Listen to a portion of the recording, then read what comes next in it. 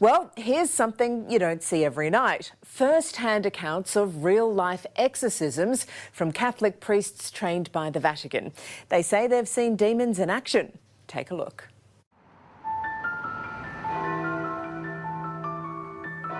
I command you, Satan, enemy of human salvation, acknowledge the justice and goodness of God the Father. A voice comes out of the living room.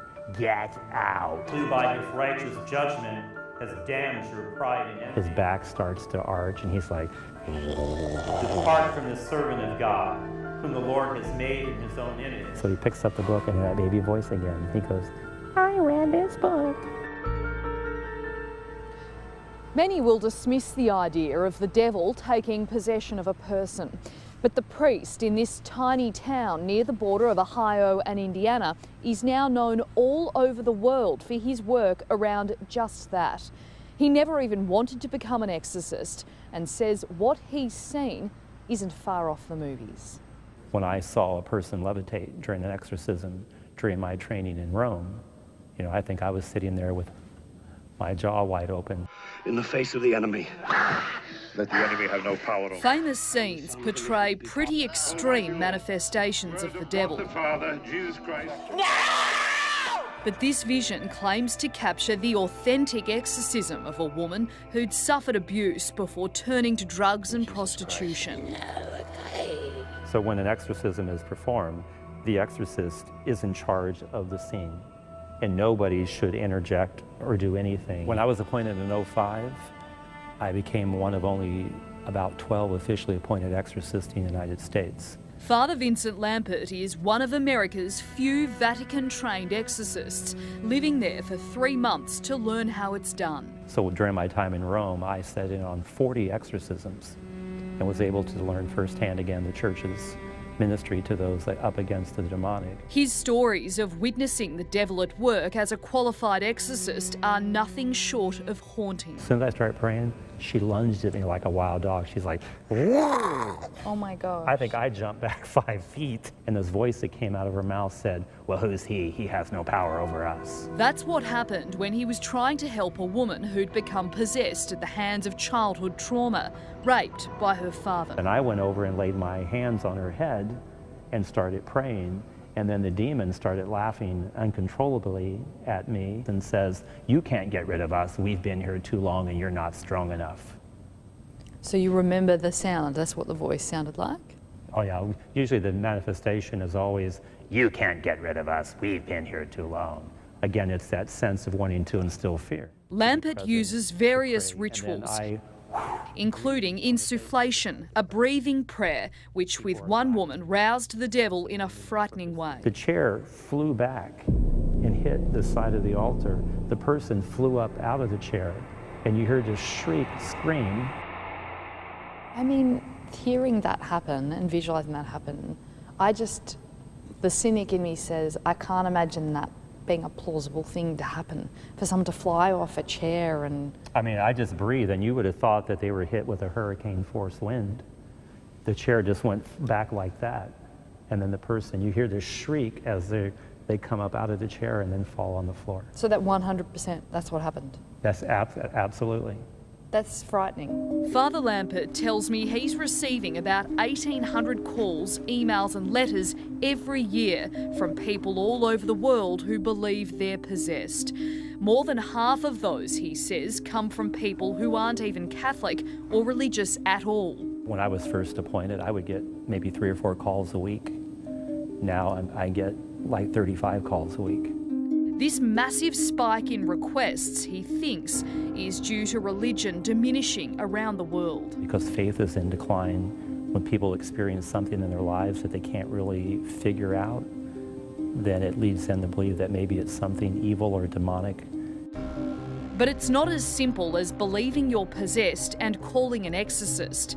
The Catholic Church has strict protocols and processes that priests must follow before deeming an exorcism to be appropriate. Exorcists are trained to be skeptics. I should be the last person to believe that a person is possessed. Every other possible explanation needs to be exhausted before I make that determination. The very first step of the protocol would be for the person to have some type of psychiatric evaluation. Those wanting help then have to answer a series of questions covering their psychological history and whether they've had addiction issues. They're also asked if they have had any experience or history of engaging in the occult, witchcraft, black magic, magicians, fortune tellers, crystals, wizards or game boards. Other questions include, have you ever tried to communicate with spirits, demons or the devil itself? And do you truly want to be free of the evil influences you believe are presently affecting you? Will you do what must be done? I witnessed eyes rolled in the back of the head. I've seen eyes turn completely black, where there's just nothing there but like total darkness, foaming at the mouth. The Catholic Church doesn't allow filming of exorcisms to protect the identity of those afflicted, but others not sanctioned by the Church have been. Exorcisms don't take place on a dead-end street at midnight in an abandoned house during a thunderstorm. That's where you would normally do an exorcism. Father Lampert always executes the exorcism in a sacred space, like the church itself. So I would have the book, I would have a crucifix, would come in and then immediately begin doing the prayer of the church. He'll then command the demon to Who by his depart. righteous judgment has damned your pride and envy. At that point in the exorcism, if you see that disturbing behaviour, what do you do to counteract that? I just continue, I stay focused on the prayer of the church, and I watch and observe everything that's taking place. And if certain parts of the ritual seem to be more effective than others, I just take a mental note of that. Since I have done exorcisms, I am an exorcist. 3.5 hours drive north, Father Michael Maginot has conducted exorcisms on 15 different people, some needing more than one session. Kind of surprising that words would have an effect on, a demon. I cast you out. But it does. They hate it. They can't stand the prayers. They can't stand being condemned. Be gone and stay far away from this creature of God. Father Maginot performed his most high-profile exorcism on a mother and her 3 children who lived in a home right here in the town of Gary, south of Chicago. After making headlines as the portal to hell, the house was demolished. This is where the family believes they became possessed. What started as persistent swarms of flies on the porch transpired into strange noises at night, and ultimately the mother's 12-year-old daughter levitating above her bed, unconscious. The last night we stayed in the house, that's when it was throwing my children around. Within months of moving into this rental home with her kids, Latoya Amons knew something wasn't right. It picked up a lamp from out of my bedroom and threw it into the living room. It was throwing chairs. They were throwing chairs. Father Maginot was called to the house to speak with the mum, finding what he believed to be several signs of demonic possession, including unexplainable footprints around the house. I went to the bathroom, I went to the kitchen. If there was a leak or something, they weren't there. They were just around her, but they were wet. And I don't remember seeing them before. During that conversation, were there any sort of key red flags that made you concerned that this was something? Took my crucifix, put it on her. She began convulsing. And then I took it off and she stopped convulsing. I said, you are possessed. You have an aversion to holy objects. What's claimed to have happened here at the local hospital is disturbing and backed up by medical staff who say they witnessed it in this report. The 7-year-old son started making growling sounds while his eyes rolled back into his head. His older brother then walked up a wall backwards, flipping over his grandmother. The nurses were standing in the door and they bagged up saying, "Oh my God, oh my God." Whose room is this? The children's grandmother, Rosa Campbell, gave police a tour through the house, which officers recorded. She saw it forming. She describes a series of violent occurrences. And pick him up and throw him into this deep freezer, head first. Like, nobody's gonna believe this, Toya. I knew it. They're gonna think everybody's crazy. And that's the lingering question. Do demons exist? And do they inhabit the souls of people around us? What do you say to people who don't think demons are real? There is no other explanation for certain things. The role of the church is not to impose, but to propose. So one of the reasons I like to speak out on the topic of exorcism is just to help educate people with what the church actually believes and teaches. And then what people do with that is ultimately up to them. In 2014, the Catholic Church formally recognised the ancient ritual of exorcism under canon law and approved the creation of the International Association of Exorcists. So I think a lot of people are probably, at least the people that are watching this stream right now, a lot of you are skeptical about demon possession and about demons in general. How would you convince somebody, or what would you say to somebody who's just skeptical about the whole thing? Like maybe you're just making these stories up to get attention. Yeah. Well, it depends on where one begins. If you're a person of faith, believing is seeing. If you don't really have that faith, then you say seeing is believing. So it's coming at it from two different angles. But again, the basis I would have is what the church has consistently taught throughout, the church's 2,000-year-old history, is that evil is something personified in what we call the devil and these other fallen angels. Evil is not just humanity's inhumane treatment of one another. It's not just something of our own making, but there is something personified in evil, again, that we call the devil and evil spirits. And the church has consistently taught that throughout her history, and it's backed up by sacred scripture. Well, then tell me another. So you've been part of some exorcisms that when these people are possessed and it's really the demon. If there is such a thing as demon possession, it's the demons that are doing these sort of supernatural things. And the 4 criteria that you mentioned, what's an example of someone explicitly exemplifying, or a demon exemplifying one of those things, supernatural knowledge or power or knowing some language or even levitating? I've seen stories about levitation. Tell me some of these stories that you've seen personally. Well, it's important to know that a demon can act on a person's memory and imagination. So the real challenge is when these manifestations begin, the demon is really working on the mind of those who are there, the memory and imagination. So are these things truly happening, or is the demon causing myself and others to believe that what we see is real? Which again is why exorcists are trained not to focus on these things. But you're right, some of the examples of manifestations, we mentioned a few: eyes rolled in the back of the head, foaming at the mouth, exhibiting superhuman strength. I've seen demons manifest and pick up items like a metal swivel desk chair with just one hand lifted over their head. The person that did this didn't even weigh 100 pounds. Speaking languages otherwise unknown, speaking in Latin or in ancient Greek.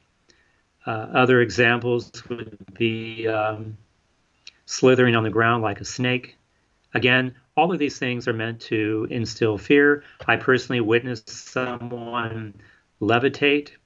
People have shared stories about once the demon manifests, it crawls up the wall like a spider. So again, these things are all meant to instill fear. And one of the things you said is very important.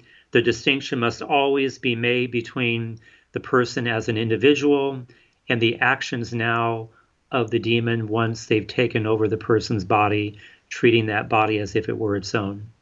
So exorcists are trained to make the distinction between the person as someone created in the image and likeness of God, and now the demon that is treating that body as if it were its own.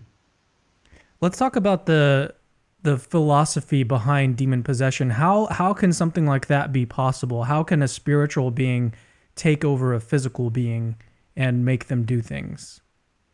How is that possible? Well, nothing happens in the demonic world that God does not permit. And that's true of all reality. God permits many things to happen.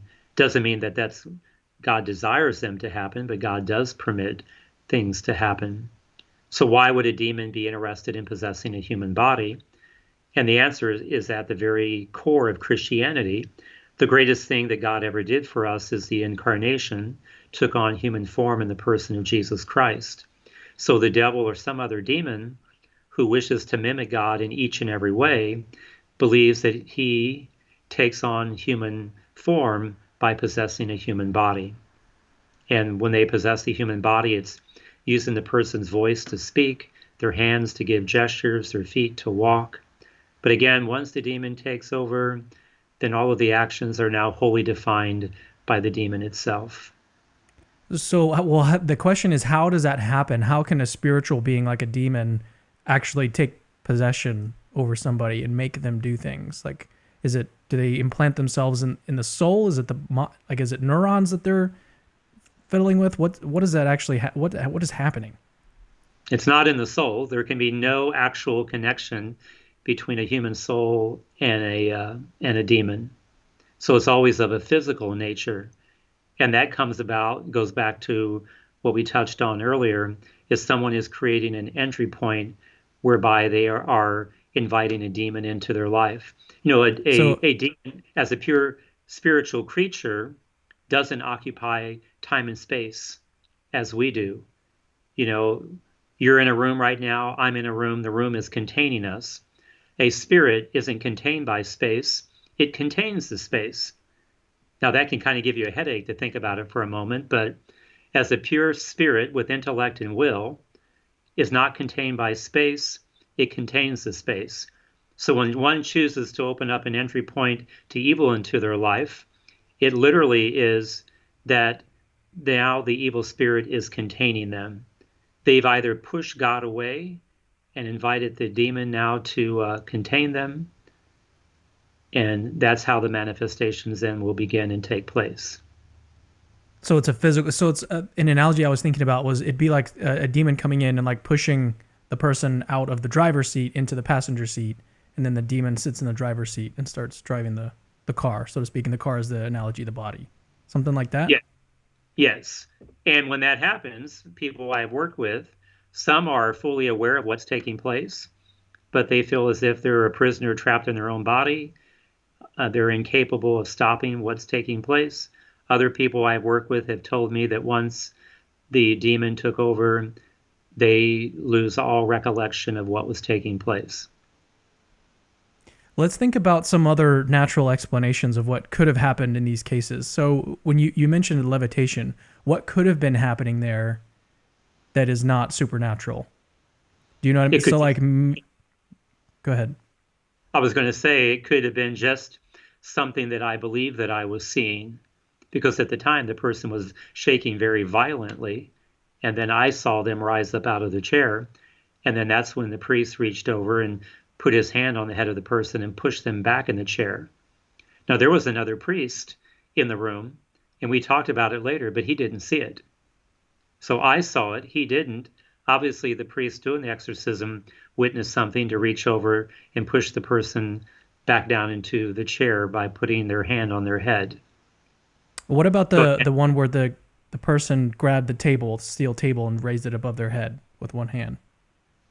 Yeah, well, again, were you the only one there? That was I would never do an exorcism alone. Okay. So there's always other people that are present. Certainly myself, I will have somebody else with me, and then the person that's possessed, and then a family member or friend. So it's never a one-on-one setting. And so there were other people in the room that saw this person grab this table above their head? Yes, yep.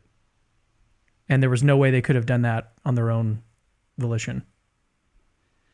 Not from the physical capacity of the person. It would have just been impossible. Unless I guess you could say that their adrenaline was just on such a rush and a high that at that moment they just were able to do something beyond their normal human capacity. But again, it's important to remember that leading up to the point of doing the exorcism, the person has gone through a psychiatric evaluation, they've gone through the physical evaluation, and these experts have said, we can't explain what is happening in the life of the person. If one were to go through, because some people that are dealing with mental health issues, schizophrenia, they can act out some of the very same symptoms that we would see in people who are demon possessed.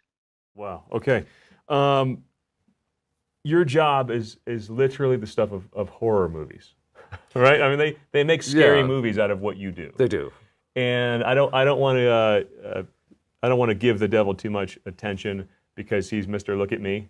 And very much so, right? yeah. So we could talk all about that, and I'm sorry to disappoint if you're watching for that kind of thing. But but supernatural things do happen. They do, and they're freaky, right? I have a friend who was part of an exorcism in Haiti, and this woman was cussing 4 guys out in their own native languages fluently, and she never went to school. That's and she's right, from the mountains of Haiti, and I'm like, that's just one of like many really crazy stories. Right. Is it scary? Well, there's 2 parts of it. The first is that the types of things that demons do are within a certain kind of a range or a gamut. So, after you've been an exorcist for 2 to 3 years, you've seen probably pretty much everything you're going to see, right? And it's not... The devil's not very creative. No, in fact, they're very consistent, more so than we would think. It seems random to us because we don't know their patterns sometimes, but they're actually very consistent. So, and the church has said these are the 3 kinds of things that you're going to watch for that give indication that the person is possessed, for example. And you do see those things. People say, well, have you seen this from, like you see in Hollywood? Yeah, I've seen all those things, but they're not that common. In fact, those real extreme forms of preternatural signs that you see probably only occur in about 5 to 7% of the caseload. You do see things that are preternatural, but not those, like levitation and things like that. Those are fairly rare. So a very small percentage of people come to you are actually possessed, and then a very small percentage of people who are possessed will levitate or speak other languages or do things that are like, this is... That's correct. So the percentage, we actually have statistics that we've been keeping track of. Oh, wow. The number of people that actually come to us that actually are possessed, that we first hear their initial story and begin the vetting process, it's only 0.5%. So less than 1% of the people. Oh, wow. It doesn't mean they don't have other diabolic issues, but it's less. Okay. And as far as, the scary part is it's because demons work within a certain set of parameters, the church has said, look, follow these rules, and if you stay within your lane, you're going to be safe. It's when exorcists or priests get outside that's when the problems really begin. And so as long as you stay within that lane, generally speaking, it doesn't mean, it is stepping into a boxing ring of a sort, but it's manageable. It's not that difficult if you have a strong prayer life. People say, have you ever been afraid? And I always tell people 2 times. That was the first time, which was thinking to myself, I hope I don't do anything stupid, right? Because it's your first time, right, in the driver's seat. Yeah. The second time, though, that's funny because that's the same exact kind of fear that anybody has with any new job. Yeah. The second time was one time this one demon would not obey, so I just turned to God the Father mentally and I just said, punish him in a way he's never been punished before, and there was a full-blown preternatural manifestation right there, and the demon was screaming, and what the fear. Did you say this out loud or just in your? Just in my own mind. I said it to God. And so what happens is what the fear wasn't in relationship to the demons, because they're not really to be feared because they're on a short leash. It's what I was looking at is the severity of God's punishment for those who disobey Him and don't that reject Him. So that's what I looked at. I'm like, if that doesn't strike the fear of God in you, nothing will, right? Just literally looking. This is what hell looks like. So. There was that fear, but it's really fallen out of style to even talk about that. It very much is so. It very much is so. But in relationship to the demons, there's an experienced exorcist doesn't have any fear. He's cautious. You have to be careful. Okay. But there's no fear because they can only do what Christ permits, and so they're restricted, and so as long as I stay under Christ's protection, which is basically staying in the lane that the church has said to stay in, you're not gonna suffer any faith. Yeah, faith. It's just, faith and fear don't coexist. No, they don't. That's exactly right. Yeah. Yeah, that's incredible.